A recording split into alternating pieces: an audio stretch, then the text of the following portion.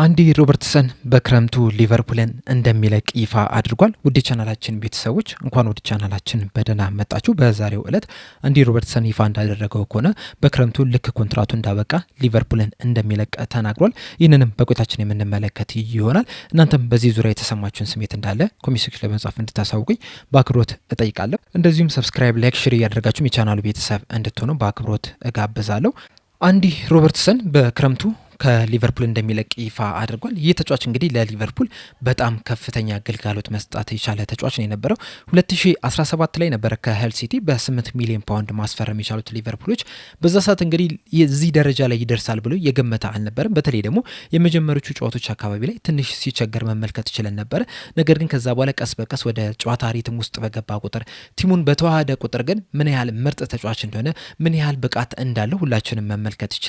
እንደዚሁም የሊቨርፑልን የትራንስፈር ሞዴል ስንመለከት ተጫዋችን የሚያዘዋውርበትን መንገድ ስንመለከት ምንጊዜም ተጠቃሽ የሚሆነው አንዲ ሮበርትሰን ነው። ምክንያቱም ከወረደ ቲም ነበር ይህንን ተጫዋች በጣም በርካሽ ሂሳብ ማምጣት የቻሉት። ነገር ግን ደግሞ ኳሊቲ አለው ብለው ስላሰቡ እነ ማይከል ኤድዋርድስ ወደ ሊቨርፑል ማምጣት ይችላል። ያንንም ኳሊቲ ደግሞ ባለፉት 9 ዓመታት በደንብ መመልከት ይችለናል። በተለይ ደግሞ በየርገን ክሎፕ ጊዜ የፕሪሚየር ሊግ ዋንጫ፣ የኤፍኤ ካፕ ዋንጫ፣ የሻምፒዮንስ ሊግ ዋንጫ በሚያሳኩበት ሰዓት ከትሬንት አሌክሳንደር አርኖልድ ጋር በመሆን ትልቁን ሚና ተጫውተው ነበረ። በተለይ ደግሞ አሲስት በማድረግ ሁለቱ ተጫዋቾች እንግዲህ በጣም ሲፎካከሩ መመልከት ይችለናል።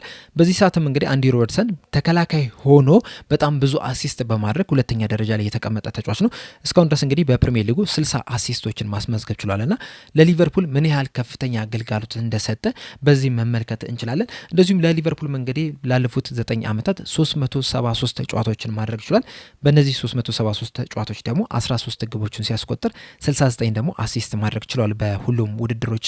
እንደዚሁም በዚህ ሲዝንም ባደረጋቸው 31 ጨዋታዎች 2 ግብና 2 አሲስትም ማስመዝገብም ችሏል። እናም በዚህ ሊቨርፑልን በመልቀቁ ዙሪያ በሰጠውም አስተያየት ይህ ነገር ይፋ በመሆኑ ሁሉም ሰዎች በማወቃቸው በጣም ደስተኛ ነው። ምክንያቱም ላለፉት ጥቂት ሳምንታት እንደዚሁም ደግሞ ወራት በዚህ ዙሪያ እንግዲህ በጣም ብዙ ጥያቄዎች ሲቀርቡልኝ ነበር። በተለይ ደግሞ የሲዝኑ መጠናቀቂያ በተቃረበ ቁጥር እነዚህ ጥያቄዎች በተደጋጋሚ ሲደርሱ ነበርና ይህ ነገር ይፋ መሆኑ ለሁሉም ጥሩ ነው ብዬ አስባለሁ። በተለይ ደግሞ ለዚህ ክለብ በጣም ትልቁን ድርሻ ያላቸው ደጋፊዎች ናቸውና ለደጋፊዎቹ ይህንን ነገር በማሳወቄ ደስተኛ ነኝ። ከዚህ በኋላም እንግዲህ ሙሉ ለሙሉ ትኩረቴን በቡድኑ ላይ ማድረግ እችላለሁ ይህ ነገር ይፋ ስለሆነ የሚል አስተያየቱን ሰጥቷል።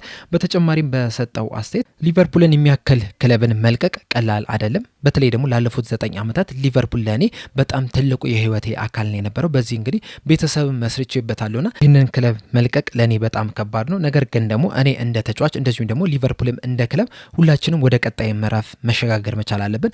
እኔም ወደ ቀጣይ ህይወቴ መጓዝ መቻል አለብኝና ክለቡን በክረምቱ ልለቅ ወስኛለሁ። በሊቨርፑል ቤት ያሳለፍኳቸው 9 ዓመታት ግን በጣም አስደናቂ ስፔሻል የሚባሉ ነበሩ። እናም በእነዚህ ዓመታትም እንግዲህ የተለያዩ ነገሮችን ማሳካት ችያለሁ። ያለፉትን ዓመታት እንግዲህ የተለያዩ ጥያቄዎች ቀርበውልኝ ነበረ ይህንን ክለብ እንድለቅ። ነገር ግን ደግሞ ይህንን ክለብ መልቀቅ አልፈለኩም ነበርና ባለመልቀቄም በጣም ደስተኛ ነኝ። ምንም የምቀይረውም ነገር የለም። ወደኋላ መለስ ብዬም የምጸጸትበት ነገር የለም። ነገር ግን ደግሞ በእግር ኳስ ውስጥ ሁሉም ነገር ማብቂያ አላቸው። ተጫዋቾችም እንግዲህ የአንዱ ክለብ ቆይታቸውን ጨርሰው ወደ ሌላ ክለብ ይጓዛሉ።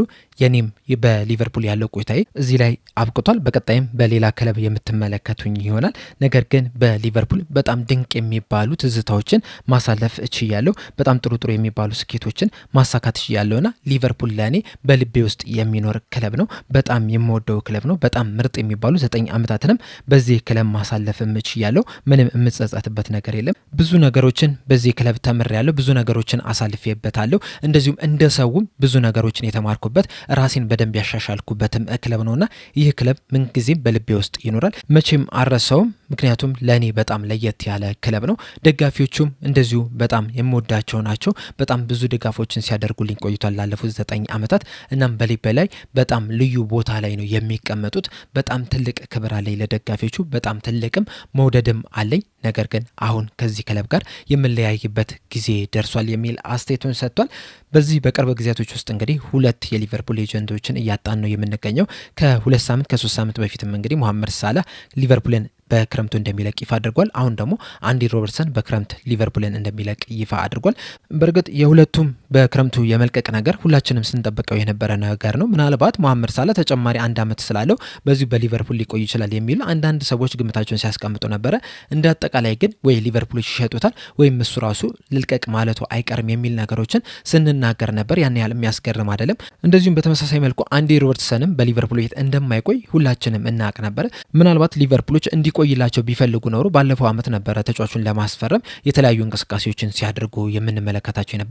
ነገር ግን ያንን ነገር ሳያደርጉ ቀርቷል። በእርግጥ ተጫዋቹ በሊቨርፑል መቆየትን ፈልጎ ነበረ። ምክንያቱም ከዚህ ቀደም እንግዲህ እኔንም ልክ እንደ መሐመድ ሳላህ ኮንትራቴን እንዲያራዘሙልኝ ተጽዕኖ አድርጉባቸው የሚል ነገርን ሲናገር መስማት ችለን ነበረ በተለያዩ ሚዲያዎች ላይና ሊቨርፑል ደጋፊዎችም ያንን ነገር አላደረጉም። እንደዚሁም የሊቨርፑል አመራሮችም የዚህን ተጫዋች ኮንትራት እንዲያራዝሙለት አልፈለጉምና በዛ ምክንያትም እንግዲህ በክረምቱ የሚለቅ ይሆናል። ነገር ግን ደግሞ ባለፉት 9 ዓመታት የአንዲ ሮበርትሰን ለሊቨርፑል የነበረው ግልጋሎት ግን በጣም የሚያስገርም ነው የነበረው። ከዚህ በኋላም እንግዲህ የሱን ያህል ምርጥ የሚባል የግራ ፉልባክ ተጫዋችን ሊቨርፑሎች ያገኛሉ የሚል ግምት የለኝም። በእርግጥ ሚሎስ ኬርኬዝ የተሻለ የሚባል ኳሊቲ ያለው ተጫዋች ነው። በተለይ ፈጣን የሚባል ተጫዋች ነው፣ አግሬሲቭ የሚባል ተጫዋች ነው። ነገር ግን ደግሞ እንደ አንዲ ሮበርትሰን አይነት ጥሩ የሚባል ኳሊቲ ያላቸው ክሮሶች ግን እስካሁን ድረስ ሲያደርግ አልተመለከትንም እና የአንዲ ሮበርትሰን ቦታ ላይ ለመድረስ እንግዲህ በጣም ረዥም ዓመታት እና በጣም ከፍተኛ ስራ ይጠብቋል ሚሎስ ኬርኬዝ። ነገር ግን ደግሞ አንዲ ሮበርትሰን እድሜውን ስንመለከት 32 ዓመቱ ላይ ነው የሚገኘው። እንደዚሁም በዚህ ሲዝንም ብዙ የመጮቻ እድል እየተሰጠው አይደለም የሚገኘው። እንደዚሁም ባለፈው ሲዝንም ከኮስታ ሲሚካስ ጋር እያፈራረቁ ነበር ሲያጫውታቸው የነበሩት። እንዲሁም የኮስታ ሲሚካስ የአቋም መውረጥ እንደዚሁም ደግሞ ተደጋጋሚ ጉዳቶች ማጋጠም ምክንያት ነው እንጂ ከዛም የበነሰም የመጮቻ እድልም ሊሰጠው የሚችልበት እድል ከፍተኛ ነው የነበረው። ነገር ግን ለሊቨርፑል ግን በጣም ትልቅ ስራዎችን መስራት ችሏል። ነገር ግን አሰልጣኝ አርነ ስሎት ወደ ሊቨርፑል ከመጡ በኋላ እንግዲህ ብዙ እምነት እየጣሉበት አይደለም የሚገኘው። በእርግጥ እኔ በግሌ ተጨማሪ 1 ዓመት በሊቨርፑል ቢቆይ ደስ ይለኝ ነበር። ምክንያቱም በዚህ በክረምት የዝውውር መስኮት ሌሎች ቦታዎች አሉ ሊሸፈኑ የሚገባቸው። አሁን ለምሳሌ የመሐመድ ሳላ ቦታ ሊተካ ይገባል። እንደዚሁም ተጨማሪም የክንፍ ተጫዋች መምጣት አለበት። የተከላካይ ስፍራ ተጫዋች የግድ መምጣት አለበት፣ የመሀል ተከላካይ ስፍራ። እንደዚሁም ከተቻለም የቀኝ ፉልባክ ቦታ ላይ ተጫዋች መምጣት አለበት፣ 6 ቁጥር ቦታ ላይ ተጫዋች መምጣት አለበትና የተለያዩ ቀዳዶች አሉ መሸፈን የሚገባቸውና አንዲ ሮበርትሰን ቢቆይ ኖሮ ቢያንስ የግራ ፉልባክ ቦታ ላይ ያን ያህል አያሳሰባቸውም ነበረ። አሁን ግን ክለቡን እንደሚለቅ ከተረጋገጠ በኋላ እንግዲህ ለሱ ተተኪ የግድ አንድ ተጫዋችን ማምጣት መቻል አለባቸው።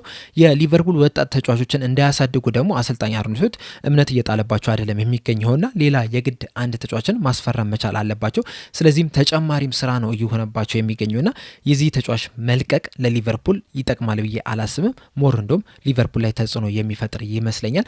በተለይ ደግሞ በዚህ ሲዝን የሻምፒዮንስ ሊግ ቦታን ይዞ ማያጠናቀቁ ከሆነና ወደ ኤሮፓ ሊግ የሚወርዱ ከሆነ በዝውውር መስኮት ላይ ብዙ ወጪዎችን ያወጣሉ ተብሎ አይጠበቅምና ያ ደግሞ ተጨማሪ ሊቨርፑሎችን የሚጎዳ ይመስለኛልና ቢያንስ ለአንድ ተጨማሪ ዓመት ሊቨርፑሎች ሊያቆዩት ይገባ ነበረ። ነገር ግን ደግሞ የሊቨርፑል አመራሮቹም አሰልጣኙም እዚህ ተጫዋች ላይ እምነት ባለመኖራቸው ምክንያት እንግዲህ አሁን ላይ ክለቡን ሊለቅ ወስኗል። እንደሚታወቀው እንግዲህ በክረምቱ ዝውውር መስኮትም እንደዚሁም ደግሞ በጃንዋሪ ዝውውር መስኮትም ለዚህ ተጫዋች የተለያዩ ጥያቄዎች ቀርበውለት ነበር። ነገር ግን ተጫዋቹ እነዚህን ጥያቄዎች እንዳለ ውድቅ ማድረግ ችሏል። በተለይ ደግሞ በጃንዋሪ ዝውውር መስኮት ቶተናሞች ይህንን ተጫዋች ለማስፈረም እንቅስቃሴ አድርገው ነበረ። ነገር ግን ሊቨርፑሎች እንደዚሁም ደግሞ እሱ ራሱ በሊቨርፑል ለመቆየት በመወሰኑ ምክንያት የዝውውር ሂደት ሳይሳካ ቀርቷል። አሁን ላይ ግን ክለቡን በነጻ የሚለቅ ይሆናል። በሲዝኑ የመጨረሻ ጨዋታ ከብሬንትፎርድ ጋር በሚደረገው ጨዋታ ላይ እንግዲህ ትልቅ የሚባል ሽኝት ሊደረግለት ይገባል። ምክንያቱም ባለፉት 9 ዓመታት በጣም አስደናቂ የሚባልን ስራን ለሊቨርፑል መስራት የቻለ ተጫዋች ነውና ከፍተኛ የሚባል አሸኛኘትም ሊደረግለት የሚገባ ተጫዋች ነው። ለሊቨርፑል ግን የዚህ ተጫዋች መልቀቅ በጣም ትልቅ ክፍተትን ይፈጥራል። ከብቃቱ በተጨማሪም የሊቨርፑል ቫይስ ካፒቴን ነው፣ ምክትል ካፒቴን ነው። ምክትል ካፒቴንም የተደረገው እንግዲህ በክረምቱ ነበረ። ከካፒቴንነቱ በተጨማሪም እንግዲህ ባለፉት 9 ዓመታት በመልበሻ ክፍል ውስጥ በጣም ትልቅ ተጽዕኖ የሚፈጥር ተጫዋች ነው የነበረው። በተለይ ደግሞ ያለፉትን 3-4 ዓመታት የቡድን መሪ የሚባል አይነት ተጫዋች ነው የነበረው። ቡድኑንም ከቨርጅል ቫንዳይክ ጋር በመሆን እንደዚሁም ደግሞ ከነ ትሬንት አሌክሳንደር አርኖልድ ከነ መሐመድ ሳላ ጋር በመሆን ራሱ የቡድን መሪ የነበረ ተጫዋች ነውና የዚህን ተጫዋች መሪነት እንደዚሁም ደግሞ ልምዱን ሊቨርፑሎች የሚያጡት ይሆናል። ባለፉት ጥቂት የክረምት የዝውውር መስኮቶች እንግዲህ ሊቨርፑሎች የተለያዩ አምበሎችን እያጡ ነው የሚገኙት። እንደሚታወቀው ባለፈው የክረምት የዝውውር መስኮት ትሬንት አሌክሳንደር አርኖልድን አጥቷል። ከዛ በፊት ደግሞ የርገን ክሎፕን አጥቷል።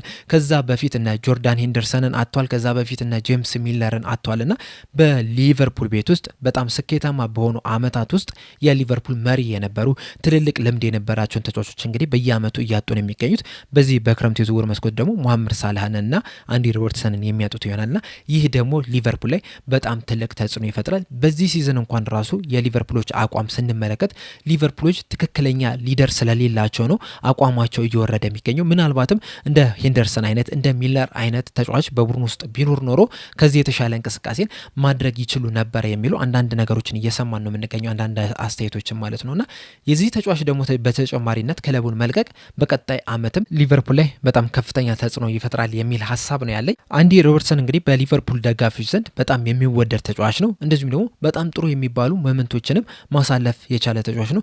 ሁልጊዜም እንግዲህ አንዲ ሮበርትሰንን ሳስብ ትዝ የሚለኝ ሊቨርፑል ከባርሴሎና ጋር በአንፊልድ ያደረጉት ጨዋታ ነበር። እንደምታስታውሱት እንግዲህ በኑካምፕ 3-0 ተሸንፈው ነበር ወደ አንፊልድ ጨዋታ መምጣት የቻሉት። በአንፊልዱም እንግዲህ 4-0 በሆነ ውጤት በማሸነፍ ወደ ቀጣይ ዙር ማለፍ ይችላል። ነገር ግን በጨዋታው ወቅት እንግዲህ ከሜሲ ጋር ሲያደርገው የነበረው ግብ ጸብ፣ እንደዚሁም ደግሞ ሲሰራው የነበረው ተንኮል ግን በጣም የሚያዝናና በጣም ትዝ የሚል ነበር። እንደዚሁም ከተጫዋቾች ጋርም ራሱ በጣም ጥሩ የሚባል በጣም ሃርሞኒየስ የሚባልም ግንኙነትም ነው የነበረው። እንደውም ከክለብ ውስጥም በጣም አዝናኝ ከሚባሉ ተጫዋቾች መካከል አንደኛው አንዲ ሮበርትሰን የነበረውና ይህን ሁላ ነው እንግዲህ ሊቨርፑሎች በዚህ ተጫዋች መሄድ ምክንያት የሚያጡትና ይህንን ተጫዋች እንግዲህ በጣም በከፍተኛ ሁኔታ ሊቨርፑሎች ለመሸኘት መዘጋጀት መቻል አለባቸው።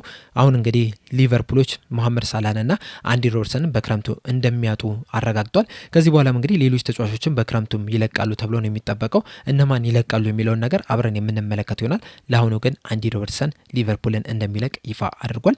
በዚህ ዙሪያ እንግዲህ የተሰማችሁን ስሜት እንደዚሁም ደግሞ አንዲ ሮበርትሰንን ስታስቡ ምንድነው ትዝ የሚላችሁ ሀሳባችሁን እንዳለ ሴክሽን ላይ በመጻፍ አሳውቁኝ። ለአሁን እኔ እዚህ ላይ አበቃው። እስከ መጨረሻ ደቂቃ ድረስ ስለተከታተላችሁኝ ከልብ አመሰግናለሁ። በቀጣይ በሌላ እስከምንገናኝ ድረስ ሰብስክራይብ፣ ላይክ፣ ሼር ማድረግ እንዳትረሱ። ቸር ያቆየን።